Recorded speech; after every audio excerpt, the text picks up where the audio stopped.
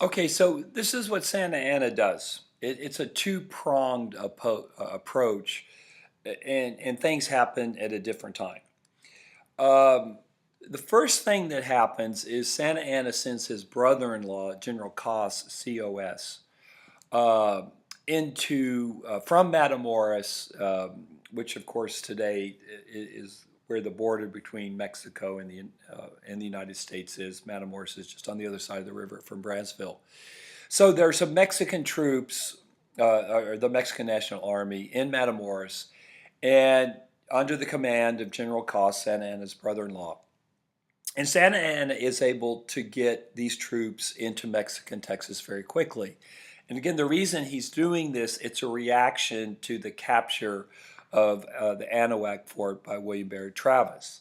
That Santa Anna has decided he needs to get some troops into Mexico in a big way because he's fearing that Texas is about to break off from Mexico and he wants to stop it.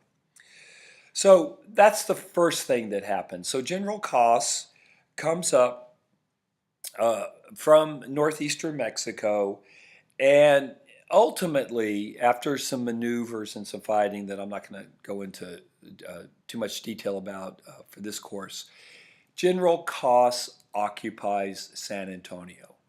Okay, so here's the key takeaway point. By September of 1835, September or so of 1835, the Mexican army has come up and has occupied San Antonio. Now, it's kind of odd to talk about the Mexican army. This isn't really an invasion because Texas is part of Mexico, right? Can you invade your own country?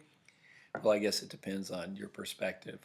But regardless of that, the first prong of Santa Anna's attack on what he sees is a revolution in Texas is goes pretty quickly.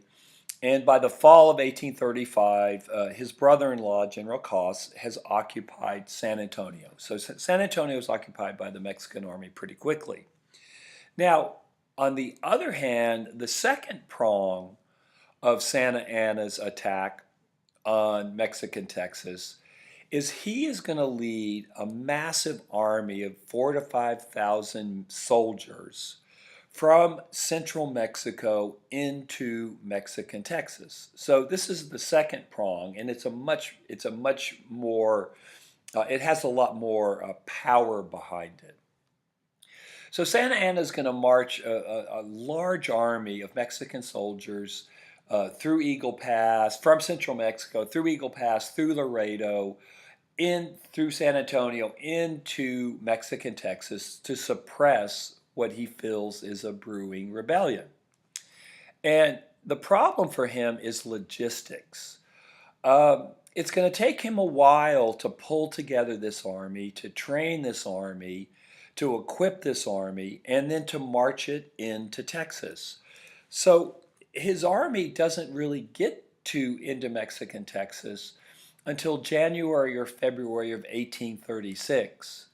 So once again, Santa Anna has once he hears about Anahuac, he has an immediate reaction. He's able to send troops into Texas quickly from Matamoros under General Cos's brother-in-law, and those troops occupy San Antonio.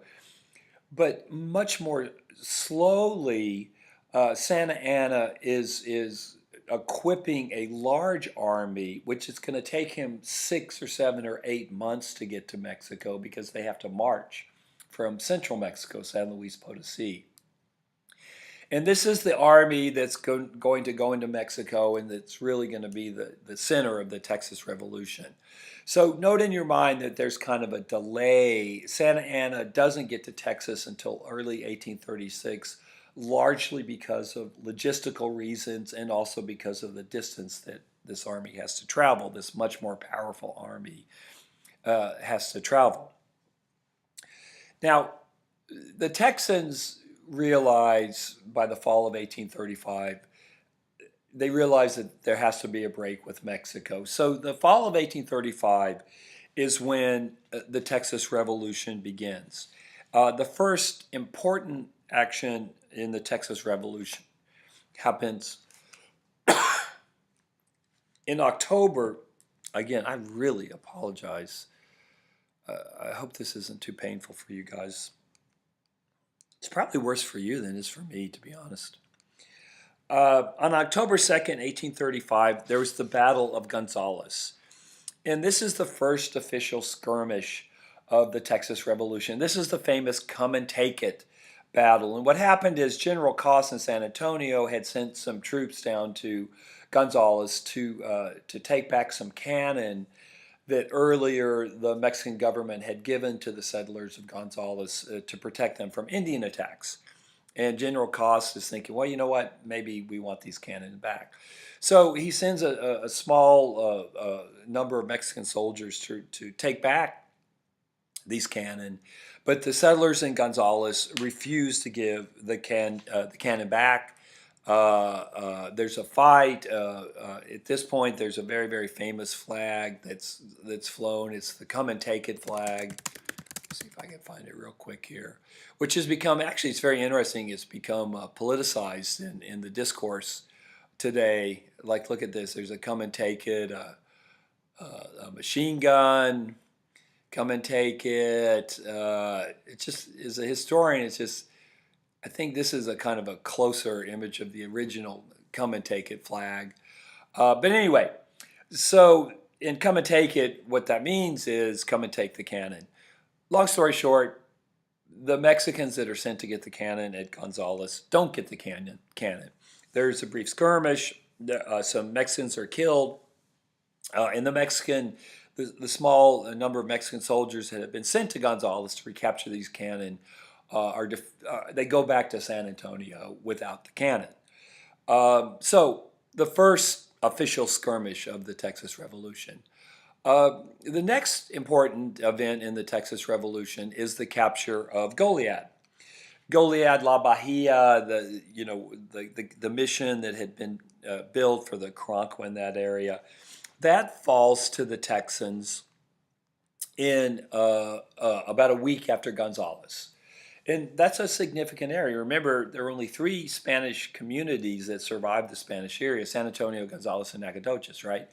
And so the fall of Goliad, or the capture of Goliad by the Texas revolutionaries, this is a very big deal, although it's going to come to a very tragic end in just a few months with the massacre of the soldiers at Goliad. But initially in 1835, the Texans capture Goliad. It's at this point that the so-called consultation meets, and Sam Houston is appointed to be head of the Texas Army. Sam Houston, I'll talk about Sam Houston for the rest of this podcast for a minute or so. Very, very interesting figure. Sam Houston survives until the Civil War. Sam Houston is a fascinating, fascinating guy. He was the protege of Andrew Jackson, who was president of the United States at this period. This is why, to this day, a lot of people think that the Texas Revolution was just a plot to take Texas out of Mexico and into the United States. Mexico, Texas, most Americans, especially in the South, would have been happy to have Texas in the U.S., and of course, it does become part of the U.S. within 10 years. To say it was an outright plot, though, to capture Texas for the United States, it's not really correct. It didn't really work out that way. But anyway, there certainly looks to be like there's a lot of smoke, though, and it's understandable what people looking at this might think that. Okay, back to Sam Houston. Sam Houston, protege of Andrew Jackson, who was president of the United States at this point. Sam Houston had served in Congress. He had been in a number of battles. He had fought Indians all over the American South. He was a successful politician. He was in the U.S. Congress. He's also was elected governor of Tennessee. And then, for reasons that I actually don't want to talk about in a podcast, but if you can remember to ask me in class, I'll tell you what the speculation is, why this happened. Sam Houston resigned suddenly his governorship of Tennessee, and he goes and lives among the Cherokee Indian in Tennessee, and apparently he's kind of drunk for the next year or so. And so for personal reasons, Sam Houston resigns the governorship of Tennessee, goes and lives among the Cherokee. He dries out, gets his act together, and like a lot of folks, comes into Texas looking for a second chance, looking for a new start. He arrived, so that's the timing that explains why he's in Texas when he is in Texas, because of what had happened in his political life and his personal life.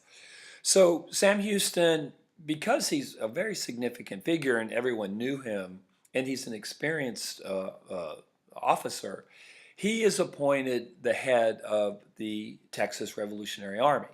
Okay, so that also happens in the fall of 1835.